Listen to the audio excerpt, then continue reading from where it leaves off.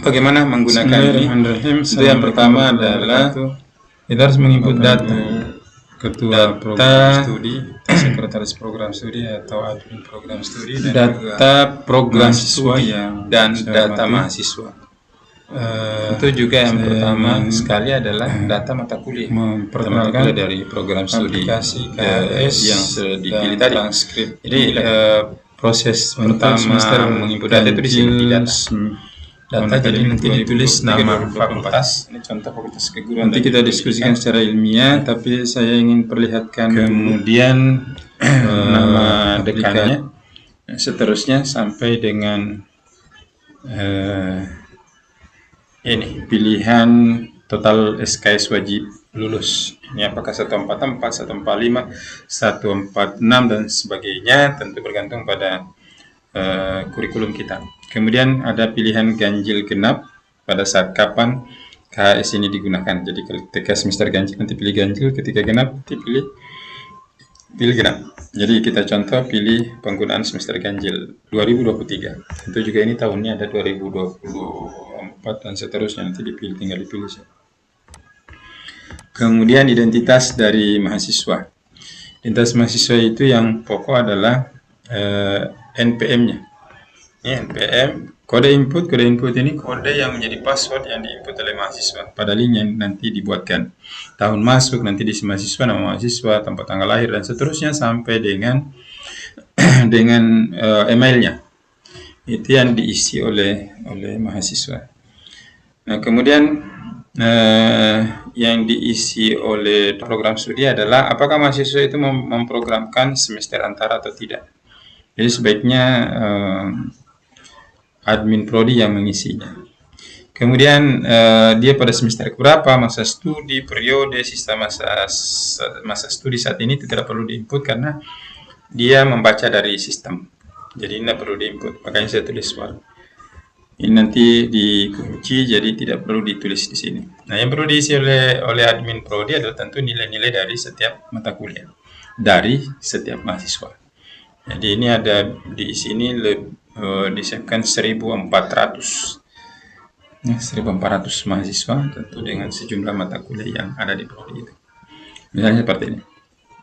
Nah, kalau ini semua sudah diisi, maka mahasiswa akan menggunakan aplikasi ini dengan mengisi password yang sudah ditulisnya sendiri atau sudah dibuatnya sendiri di link yang diberikan. Ini contoh ya. Jadi kalau misalnya ini harus minimal 5 karakter. Jadi kalau misalnya ada yang nulisnya sampai 4 karakter saja, nanti akan tertulis ini. Password Anda tidak sesuai dengan data yang ada.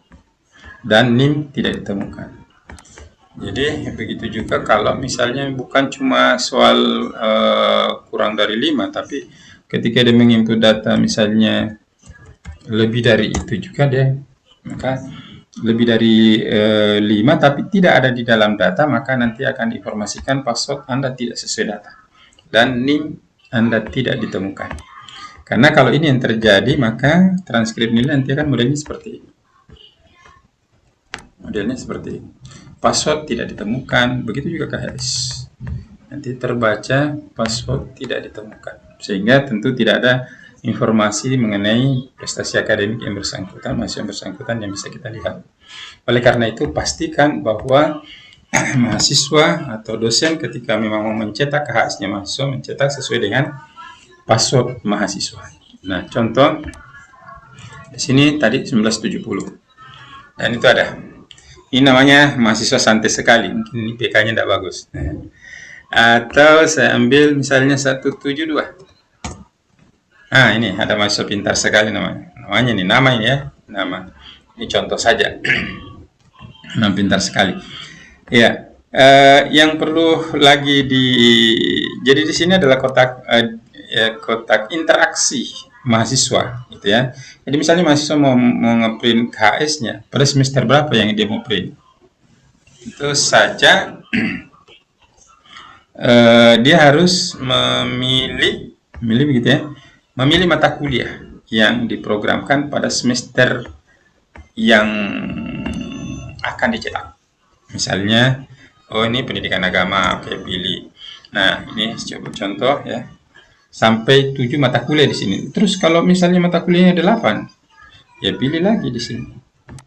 Pilih lagi, katakanlah mata kuliah yang lain itu adalah English ya. Ini disiapkan ada kata pilih di sini, diklik saja ya. Nanti akan ada tanda panah pilih di sini. Tapi sebaiknya memilihnya itu berurutan, jangan tidak berurutan. Selesaikan dulu nomor ke-9, ke-10, ke-11, 12. 12 saja, tidak lebih dari 12. Karena asumsinya kalau SKS satu mata kuliah berarti 24 SKS maksimal. Kalau ini sudah diisi, maka mahasiswa bisa melihat transkrip nilainya maupun KHS-nya. Tapi sebetulnya KHS itu, transkrip nilai itu kalau sudah diinput oleh admin pasti bisa dinilai. Tapi kalau KHS, ketika ini tidak ada isinya, misalnya saya kosongkan saja semua. Ya. Ini ada pilih di atas ya. Terus misalnya saya copy saja ini semua pilih. Sorry.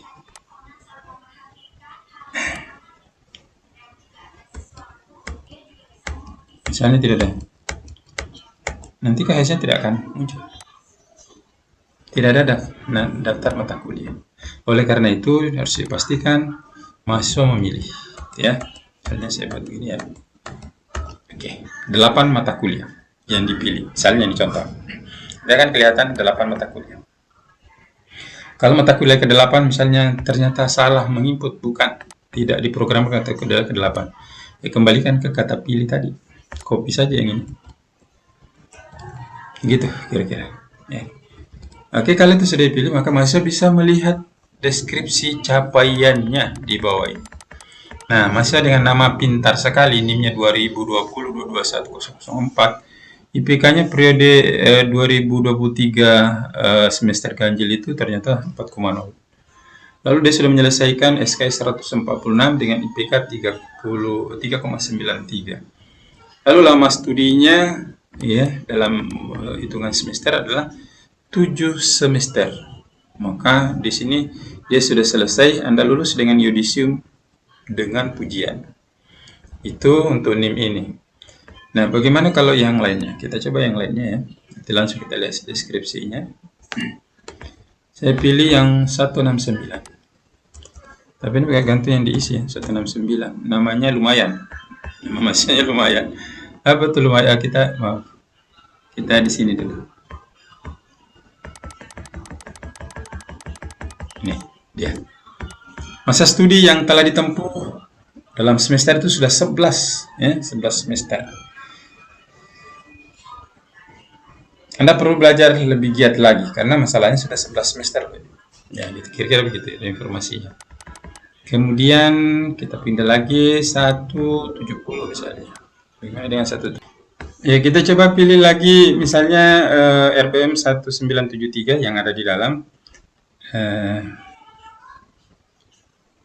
Ya, misalnya nama mahasiswanya santai sekali. Kita lihat bagaimana deskripsi dari mahasiswa ini. Kita lihat dulu KHS-nya. Oh, ini ada yang tidak lulus, ada dapat D, ya, ini ada yang belum ada nilainya. Katakanlah seperti ini. Dia sudah menempuh 11 semester, masih 3 semester lagi yang harus dia lewati, dan jumlah SKS lulus baru 72. Bagaimana deskripsi dari yang bersangkutan? Kita lihat di sini.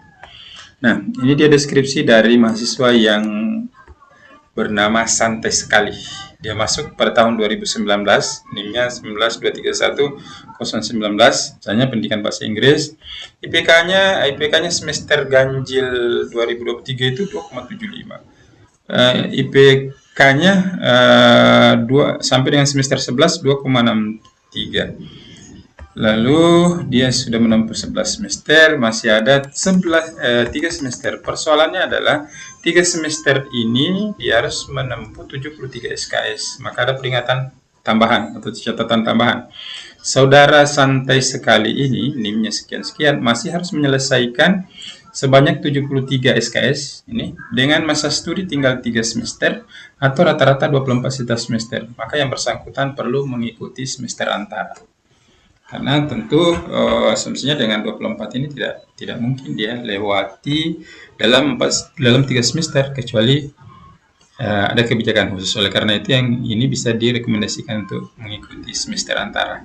Nah, itulah kira-kira Bapak Ibu sekalian, saudara-saudara mahasiswa yang bisa kita lihat deskripsi dari aplikasi ini, sehingga mahasiswa ketika misalnya mau penawaran bisa ngeprint KHS-nya, bisa transkripnya. Ini bisa ngeprint KHS-nya dan bisa juga ngeprint deskripsi capaiannya sendiri yang bisa diperlihatkan pada Kaprodi maupun pada orang tua, supaya menjadi perhatian semua. Saya kira itu yang bisa saya sampaikan pada kesempatan